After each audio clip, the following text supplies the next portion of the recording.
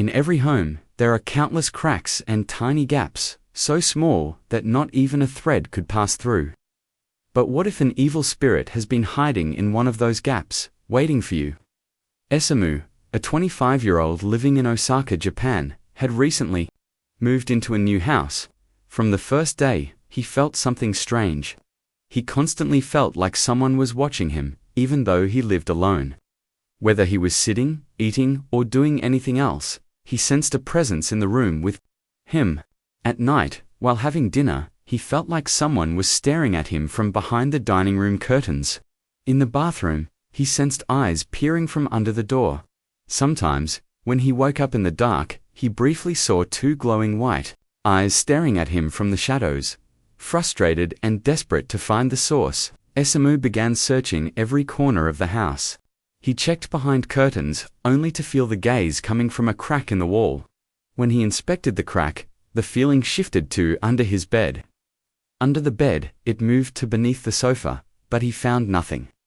Slowly, Esamu began losing his sanity, obsessively searching for the entity. He started taping shut every gap or corner where he felt the presence, until his house was covered in taped-up spaces.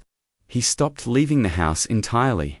When his office friends visited after he stopped showing up to work, they found him trembling on the floor, terrified. When asked why he hadn't left, Esamu said a girl wouldn't let him. If he tried, she'd feel lonely and get angry, possibly even kill him. Confused, his friends asked who this girl was.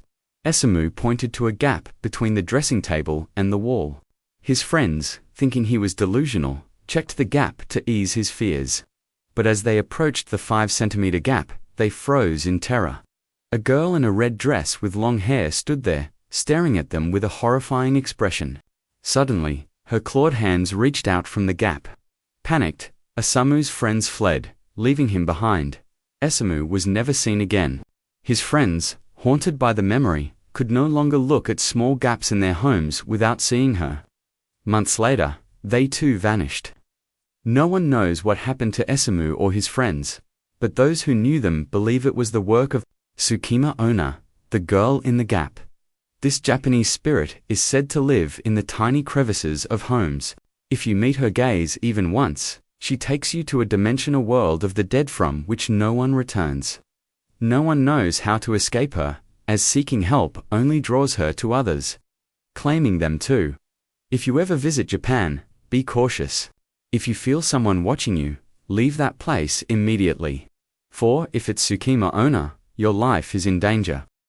Daniel, a schoolboy, passed by a deserted house every day on his way home. Locals said it was abandoned, but Daniel always saw a beautiful girl staring at him from the window. One day, he decided to enter the house to meet her and confess his feelings. As usual, she stood at the window, watching him. He climbed the stairs and entered the room, only to be horrified. The girl's body was severed at the waist, her lower half missing. What he saw at the window was her entire body, frozen. In fear, Daniel couldn't run. The girl crawled toward him with unnatural speed, using her hands. In a terrifying voice, she asked, "Where is my lower half? Where is my lower half?" Unable to answer, Daniel stood paralyzed. The girl sliced him in half with a single motion. In the 1990s, Japan saw many such cases, victims found severed in half at abandoned locations. This entity was called Teke Teke, believed to be the spirit of Kashima Reiko, a shy girl who was bullied.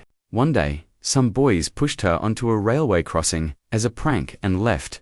Her leg got stuck, and a train severed her in half. She survived briefly, screaming in agony, but no one came to help. Since then, Teke Teke haunts Japan's desolate areas, stopping children to ask, "Where is my lower half?" Those who can't answer meet the same fate as Kashima, in the 1970s. Japan was gripped by fear of Kuchisake-Onna, a spirit so terrifying that parents stopped sending their children to school or letting them play outside.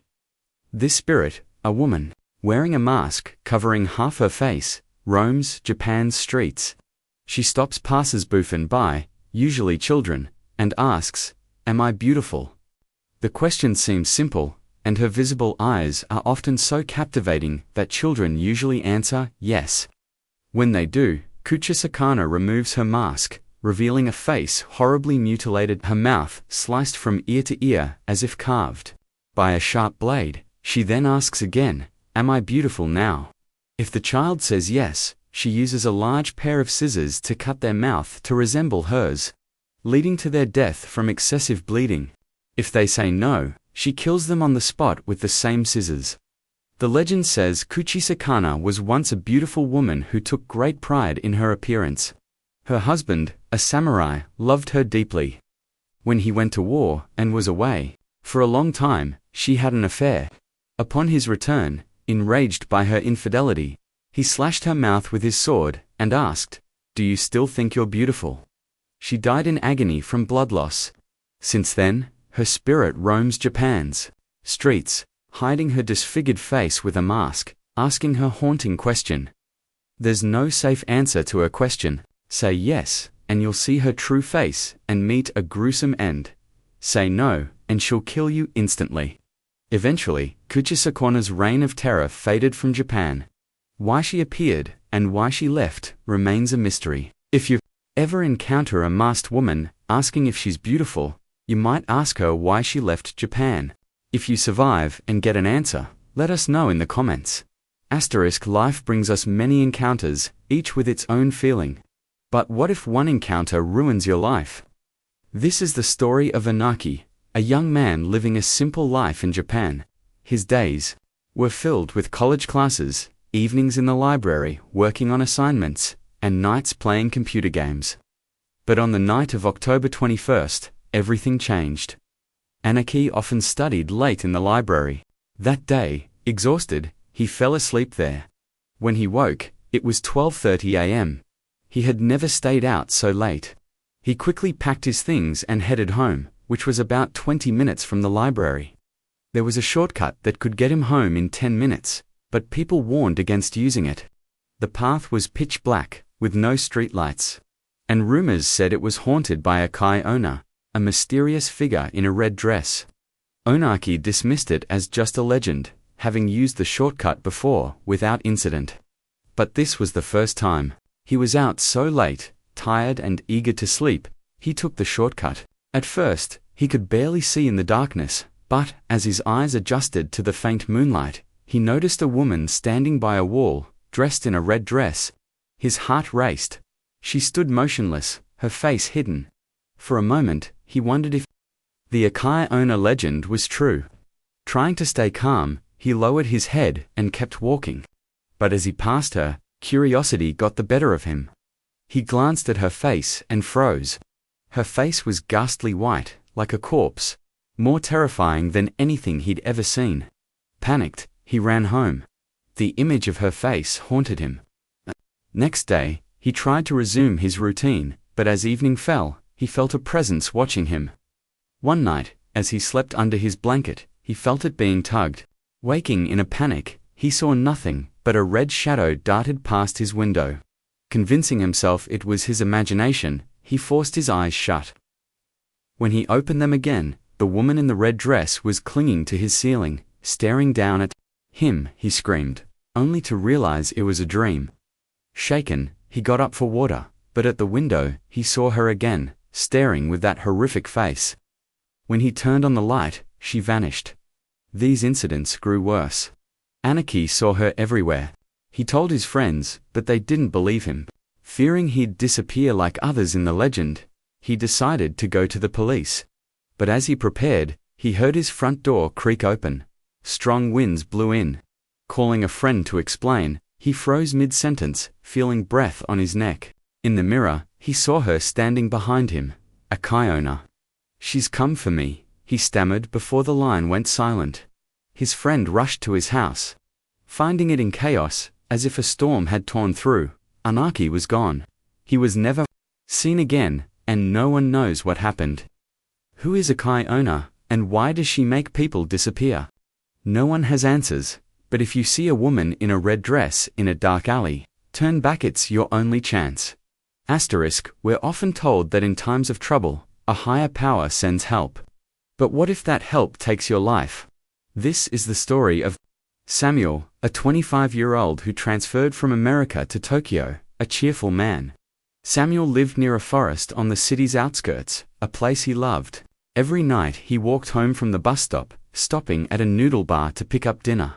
One night, near the noodle bar, he heard the owner, Mr. Tanaka, crying.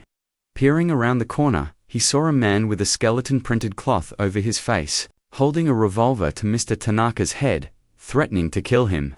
Samuel reached for his phone to call the police, but a gunshot rang out, and his phone fell. Shattering, Mr. Tanaka lay dead, and the killer was looting the counter. Samuel fled, but as he ran, he tripped over a trash can. The killer, now unmasked, saw him and gave chase. Not wanting the killer to know where he lived, Samuel ran into the forest and hid in a dilapidated house. Inside, he heard the killer's footsteps approaching. Just as the killer neared, police sirens blared, and he fled.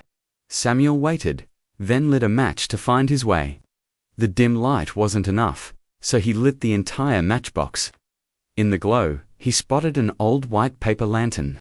He lit it, and suddenly, the forest seemed to come alive. Trees shook as if in a storm, and animals howled.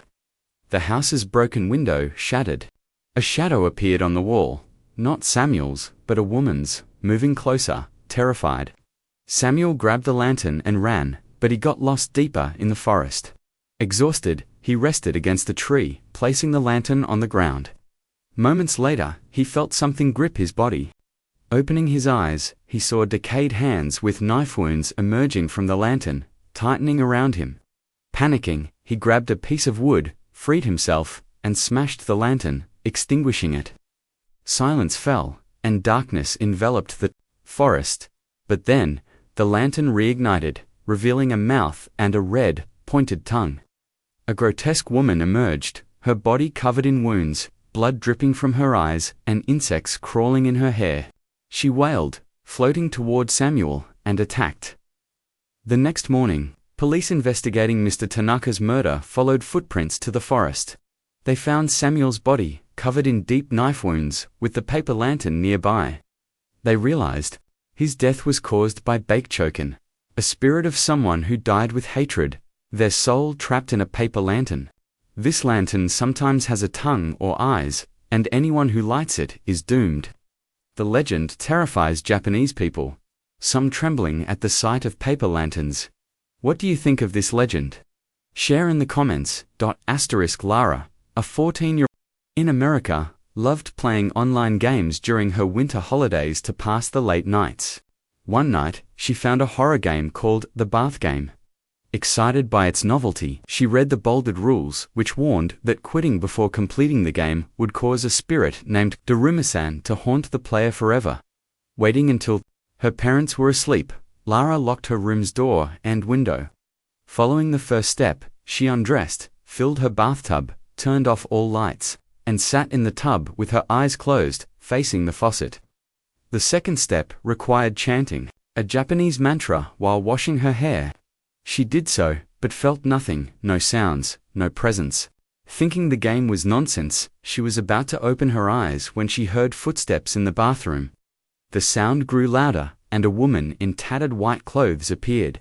Startled, Lara fell, hitting her eye on a rusty faucet. Blood poured from her eye, spreading in the tub. Remembering the rules, she asked, "Why did you fall in the bathtub?" And, without looking back, exited the bathroom as instructed. Shocked that she felt Daruma-san's presence, Lara was paralyzed with fear. She wanted to flee, but knew she had to complete the game or be haunted forever. She went to bed, feeling watched all night but managed to sleep briefly. The next day, she tried to resume her routine, but felt followed. At the supermarket with her mum, she sensed Daruma-san's presence. While shopping alone, she glimpsed a woman from the corner of her eye, but no one was there. Turning back, she found herself holding Daruma-san's severed head instead of groceries. She screamed, but when her mum called her, everything was normal. At the billing counter, she saw the woman again, now with a hole where one eye should be. Remembering a rule, Lara shouted "Terrain" and ran out of the supermarket. Her mum, confused, drove her home. On the way, Lara saw Daruma-San chasing their car, getting closer as they sped up. At home, Lara, feverish with fear, ran through the house shouting, "Tarumas!" to escape Daruma. The game, meant to be fun, had become her worst nightmare. Lara decided to end the game by facing Daruma-San and saying "cat," as per the final step. But every time she turned to say it, Daruma-San vanished. Her parents, unable to handle her panic, gave her sleeping pills. When Lara woke, she was in her bathtub, gripped by Daruma-San, who was laughing maniacally. Lara shouted, "Cat!" to end the game, but Daruma-San laughed louder. Lara felt herself drowning. When her eyes opened again, she was in her bedroom, soaked in sweat, with her mum beside her. The clock showed 12:30 a.m. the next day. She had failed to end the game in time. Lara broke down, clinging to her mum. From then on, she dreamt every night of Daruma-San drowning her in the tub. One day, news spread that Lara was found dead, floating in her bathtub. Her diary revealed everything about the bath game. Would you dare play such a game? Let us know in the comments.